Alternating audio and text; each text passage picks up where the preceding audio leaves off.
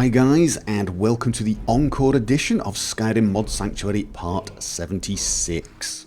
Now, if you have not seen that video, it was a video devoted to the mod called Stable uGridsToLoad, and it was up on the Nexus page briefly. However, I did take it down due to some comments I received.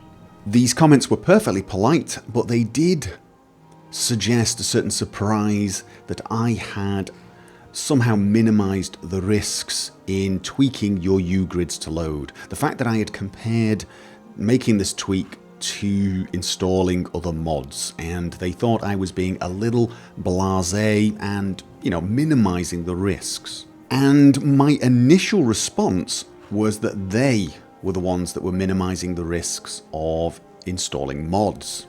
However, on reflection, when I went back and watched the video again, I have to say I think I agree with them, and that they are in fact right. I am making the risks sound too small.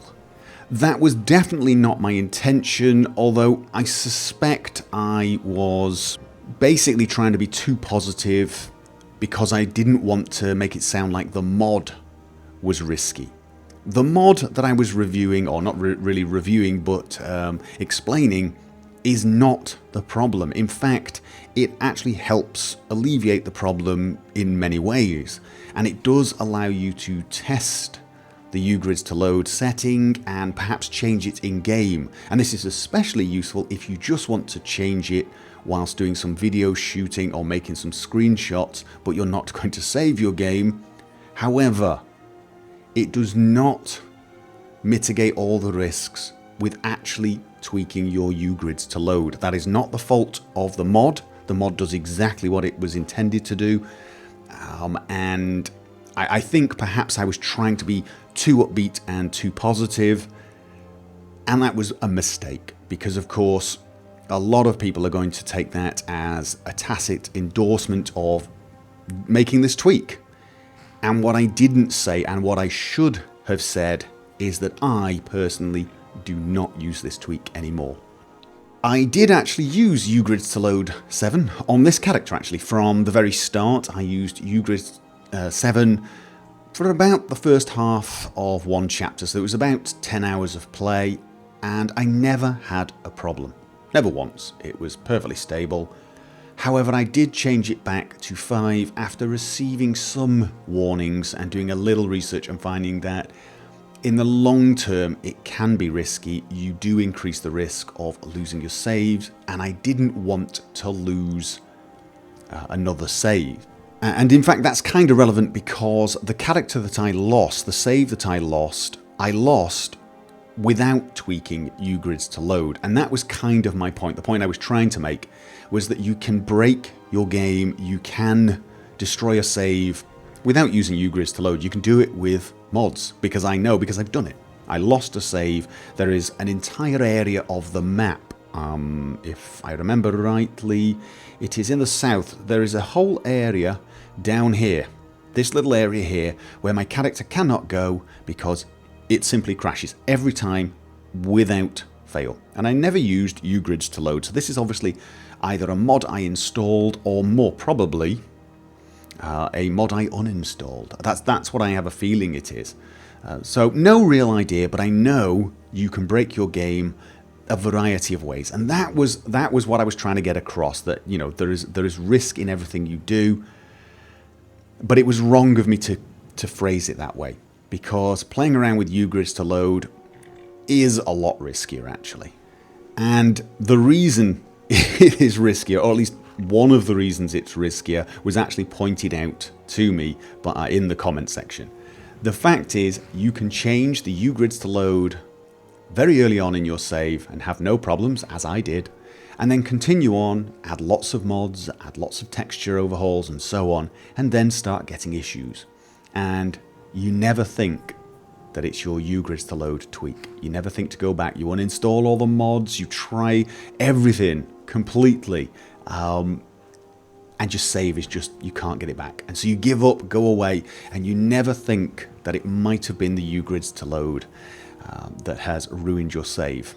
Now, the mod I showed in the last video might have actually helped recover that save, although in actual fact, possibly not. What I am hearing is that a lot of the problems you associate with mods in general, for example, crashes, slowdown with your system, save game bloat, are made worse with uGridsToLoad. And of course, if you increase your uGridsToLoad, you're going to increase the likelihood or the number of scripts that get fired, actually, because the world is loaded in a larger area, the game engine checks a larger number of things, and so the scripts are more likely to get run. So if you've got a script that checks all the actors that have been loaded, of course, you now have more actors loaded because you're loading more of the land. So there's a host of reasons it might cause instabilities.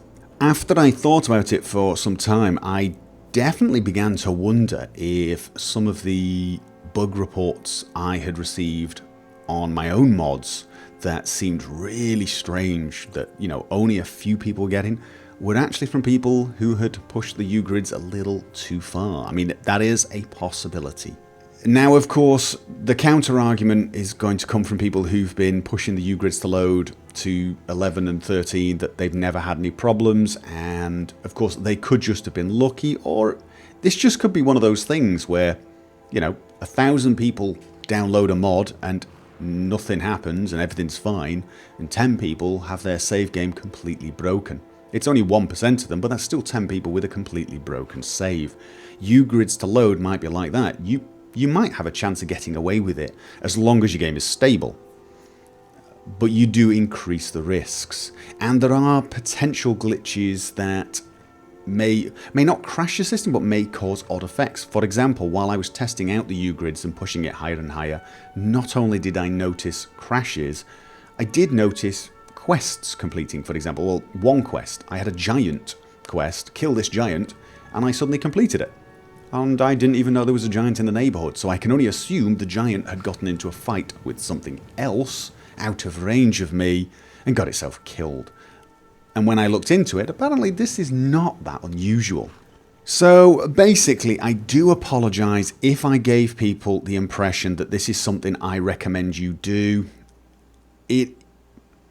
It is something I am saying that you can do if you want to improve the way Skyrim looks, but you should realise it does have some risks. It does have some fairly dire consequences if things go wrong, apparently. Again, it didn't go wrong for me, but who knows, if I'd have run it for a lot longer, perhaps I would have had issues. It's difficult to say.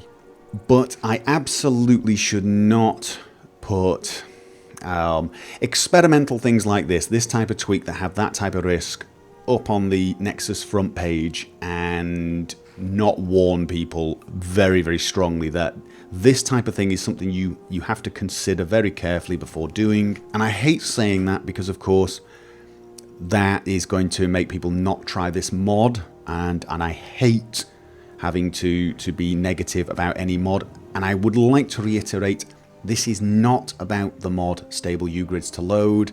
It does what it says it does, and if you are going to play with your uGridsToLoad, it's definitely a useful tool to try out.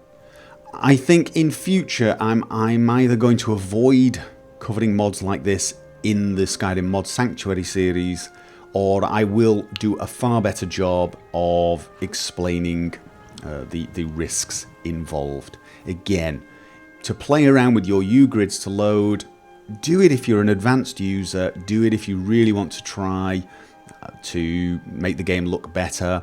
I mean, for example, if you're trying some screenshots, for example, if I wanted to make this scene look better now, I could push the grids as far as I could without it crashing here, take my screenshot and then reload the save, and I'd have a great looking screenshot, but my save would still be uGridsToLoad 5. Okay, that is about it for the video, and I will see you guys next time.